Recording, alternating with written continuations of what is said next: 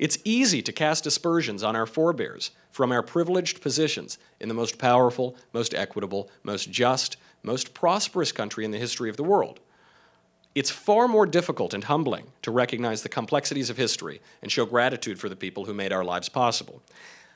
All of that is beside the point. All of that has been missed by the ignorant activists who insist that GW ditch the colonial. The point that they're missing is this: the colonials that the mascot represents were not defenders of colonialism. In fact, they were the opposite of defenders of colonialism. They fought a bloody war, they risked their lives to end colonialism in America and to end rule in Great Britain. They wanted their political independence. Fuck you, you fucking fascist! Shame! Shame! Shame! Shame! Shame! Shame! Oh, these kids are really proving me wrong. You see, because my premise was that these students are ignorant and not well behaved. But they're proving me wrong tonight. They called me a fascist for defending George Washington. Behold your country, leftists. Behold. I hope the cameras catch all the faces here, too. Because I think this school costs about $70,000 a year to attend. This is the job they've done. Hey, just for the people in the room, if you have, like that guy right there, what did I say that you disagree with? Does anyone have anything? What did I say that any of you disagree with? Can you name one thing? What? Well, what is it? What is it? What did I say? I can't hear over all the shouting and the screeching and the... What did I say that you disagree with? Could you... Thunder? I can't... What are you saying? I can't hear it. So they can't name one thing. They can't name one thing. Well, I'm glad that now that those people left the room, now we can bring in more people to hear about George Washington. Welcome back in. Glad to hear it. So,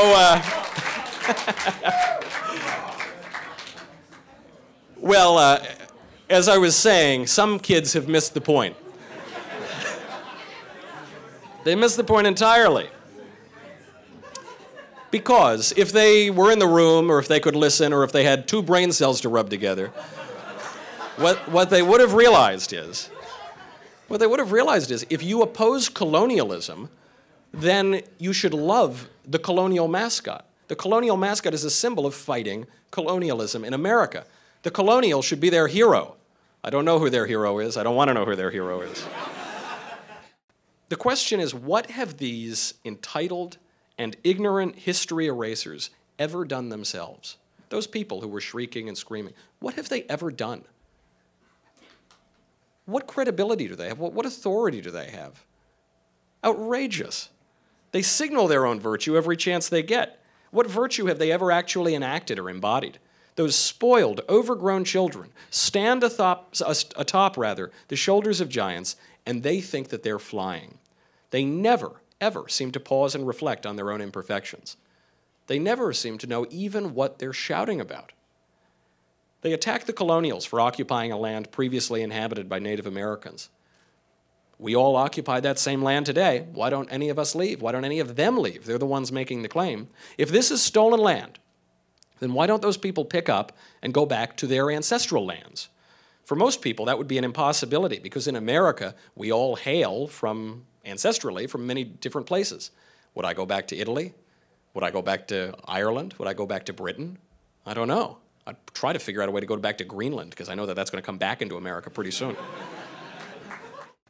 Are we really wise to cast aspersions with the perspective of 250 years on men and women who are in so many ways better than us? The anti-historical, anti-intellectual, and anti-American fanaticism that would do away with George the Colonial is caused by ignorance, of course. But more than that, it is caused by pride. Our generation's unearned and unwarranted sense of moral superiority over our ancestors. That's pride. George Washington had a motto, and GW has adopted this motto very often. We would all do well to remember it. The motto is 3 words. It says, deeds, not words. Deeds, not words. Washington was famously reticent. He didn't signal his virtue to his countrymen. George Washington didn't need to signal his virtue. He enacted virtue. Our founding fathers' critics would do very well to emulate not just Washington, but so many of our colonial forebears.